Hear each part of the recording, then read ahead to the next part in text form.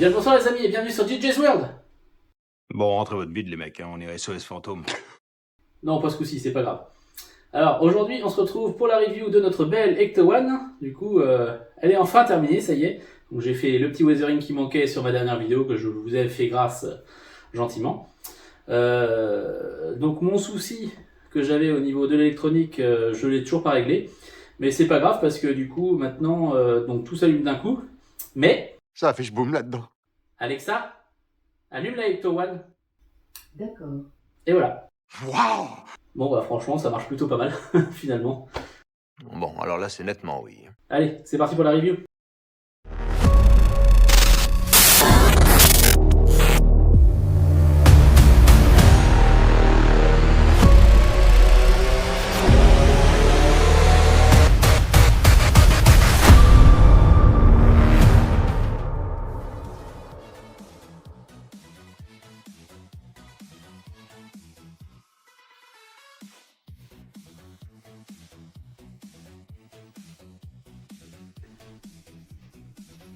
Bon bah alors ça quand même, ça se voit pas tous les jours. On va commencer par regarder les modifs que j'ai faites dans cette Viens, review. regardez ce bordel! Bon bah déjà vous voyez au premier coup d'œil que j'ai rajouté beaucoup de documents. Donc je les ai imprimés moi-même sur du papier normal. Je me suis pas embêté. Ce que j'ai fait sinon, j'ai fait beaucoup de modifs. Par exemple, j'ai rajouté des petits stickers là avec des petites touches de peinture parce que c'était pas très joli. À l'arrière du boîtier, donc j'ai mis des faux câbles, des stickers et tout pour avoir l'impression d'avoir un vrai boîtier. Ce que j'aime, c'est son style. J'ai remplacé les vis par des petites têtes de clous comme je fais très souvent. Au fond là-bas, donc j'ai fait les portières avec ici, enfin en haut et en bas, de l'autocollant Sky noir et au milieu de la feutrine grise. J'ai fait de la feutrine au sol également. J'ai refait donc juste en dessous là, on voit pas trop. Donc j'ai refait également ici en pièce 3 donc le compartiment de clim. Là on voit bien toute la feutrine que j'ai mis au sol. J'ai fait la même chose derrière. J'ai mis de la feutrine donc en dessous là ici. J'ai fait faire en 3D donc le Honeywell 6000. Ça, c'est super! Là, il y a des petits détails en plus, tout le panneau, l'oscilloscope, l'alimentation, tout ce qu'il y a là, les relais, tout ça, c'est de l'impression 3D et repeint. C'est absolument passionnant ce que tu me racontes, je suis absolument excité. Donc avec plein de rajouts de câbles et tout ça, c'était très minutieux. C'est pas si dur, hein? Donc là, c'est pareil, tout ça c'est de l'impression 3D, la Golden Box derrière, c'est de l'impression 3D. Donc je me suis amusé à faire plein de mini câbles au 0,1 mm pour pouvoir rajouter plein de détails. Donc je me suis amusé avec la peinture, j'ai mis des stickers un peu partout pour reproduire comme sur la vraie. Ça c'est intéressant, ouais. J'ai fait la même chose là sur les petits compteurs de longitude latitude sur les côtés là, c'est de l'impression 3D. Alors pour la Golden Box là on voit bien que j'ai fait plein de raccords peinture tout vieilli et mis plein de câbles pour faire plus de détails. J'ai également donc refait en feutrine noire et grise les panneaux sur les côtés. Ça, c'est une surprise. J'ai sali, vieilli le coffre. Alors de ce côté-là, on se rend mieux compte des détails du coup. On touche à l'irrationnel. Donc on voit l'oscilloscope, l'alimentation en dessous, là, tout ça c'est de la 3D que j'ai repeinte et que j'ai rajouté des petits détails, des fils, des autocollants, etc. Donc j'ai rajouté aussi en 3D donc la grille de ventilation. J'ai fait donc le sol en feutrine.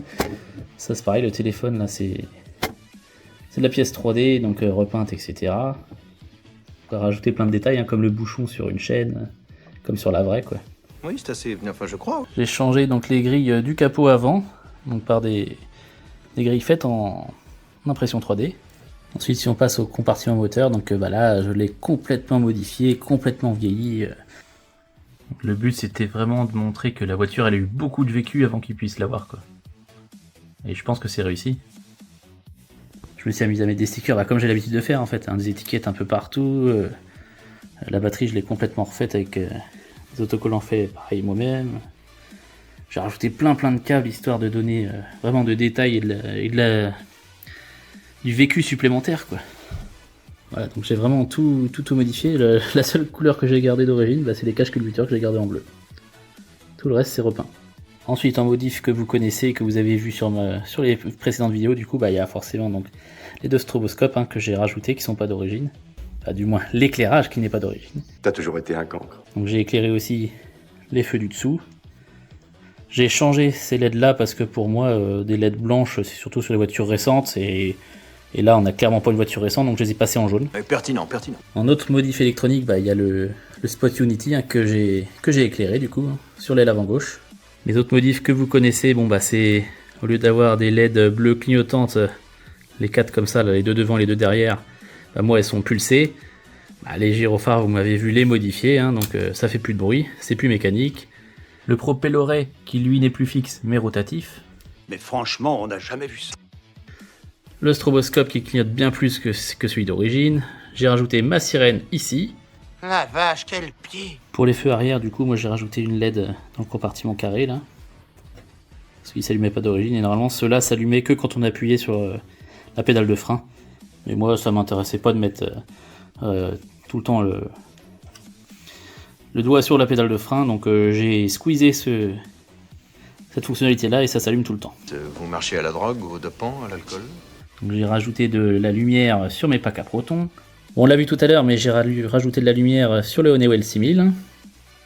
Bon, de ce côté-là, c'est pareil, vous avez vu tout à l'heure, mais on voit bien là que tout s'allume, donc l'oscilloscope, en dessous l'unité d'alimentation, le panneau au-dessus, tout s'allume. Ma première modif, ça a été de la mettre sur secteur. Et j'ai fait une petite prise directement sur le réservoir d'essence.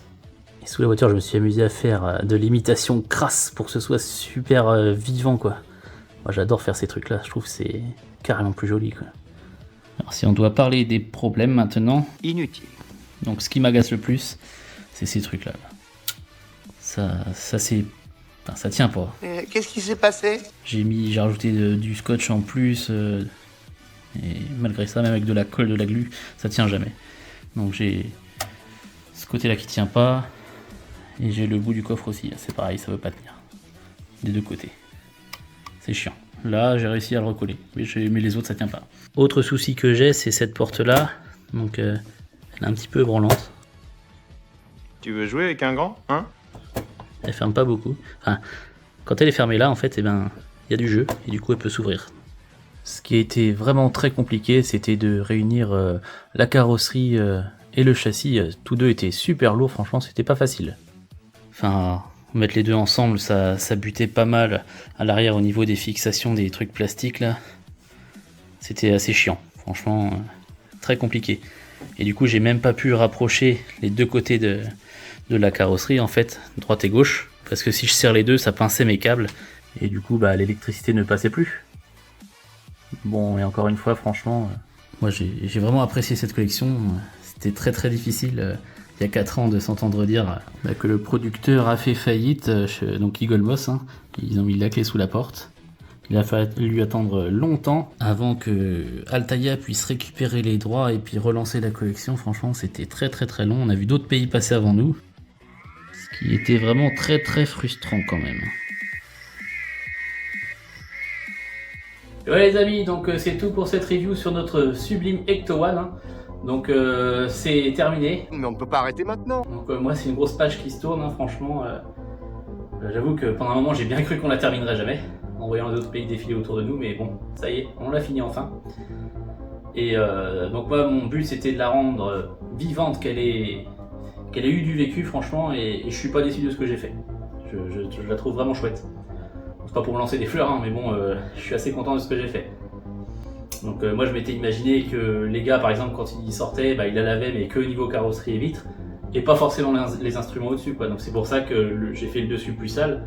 Bon, même si j'ai laissé, je me suis amusé à créer quelques petites traces un peu partout, notamment à l'arrière, au niveau de la porte arrière, quoi. Mais non franchement, vraiment satisfait du résultat final. Je sais pas ce que vous en pensez, n'hésitez pas à me dire dans les commentaires ce que vous en pensez. Voilà. Donc on va se retrouver bientôt pour la Supra, puisque c'est la seule qui nous reste pour le moment, en attendant la Ford Explorer de Jurassic Park en fin d'année, dont j'ai fait la preview il y a quelques jours déjà. Et puis on va faire place au Lego maintenant, puisque j'en ai pas mal à vous montrer. Donc je vous dis à bientôt. Allez, salut!